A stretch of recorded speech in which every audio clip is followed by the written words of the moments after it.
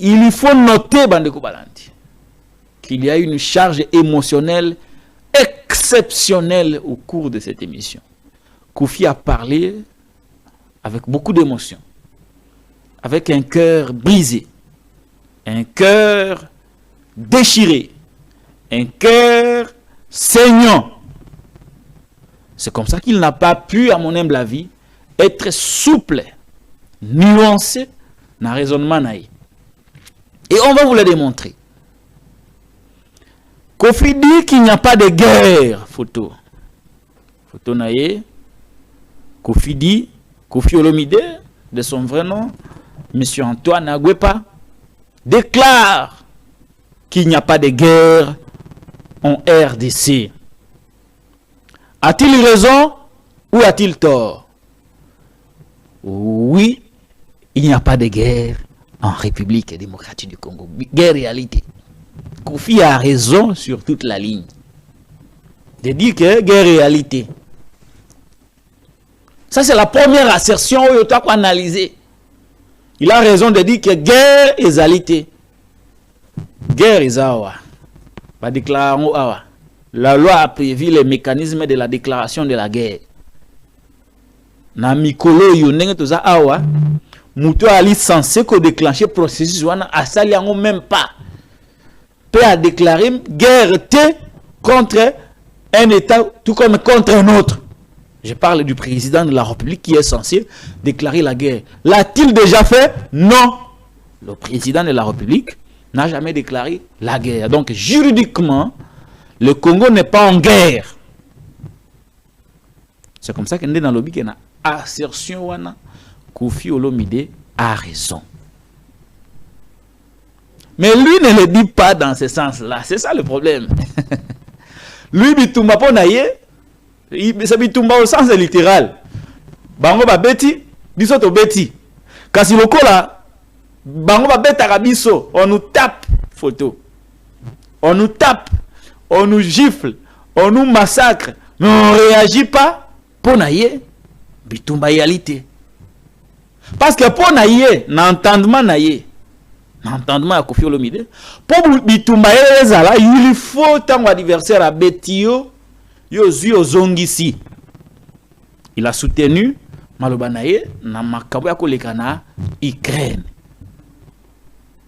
Na compréhension littérale et à Kofi Olomide. Mais là, au sens juridique et à énoncer guerre, vous allez voir qu'il n'a pas raison parce qu'en Ukraine, il y a une guerre entre l'Ukraine et la Russie. Une guerre déclarée. Donc, il est resté dans mon orbite, il a nuancé. Il n'a pas été nuancé dans ses propos. Il n'a pas été nuancé dans ses propos. Voilà. Il n'a pas été nuancé dans ses propos. Lui parler de la guerre au sens littéral et à que Moutabeti, Yobeti. Mais on va raté. Le journaliste qu'on accuse de n'avoir pas fait son boulot dit nous sommes agressés.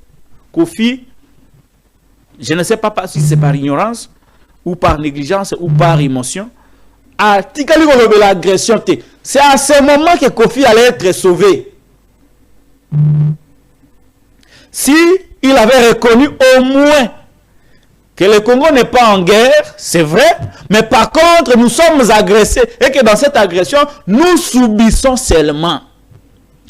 Personne, et alors personne, n'allait condamner Kofi Olomide. Personne n'allait le condamner. Mais lui, on lui parle de l'agression, il ne veut pas attendre parler de l'agression. Le journaliste lui parle de l'agression.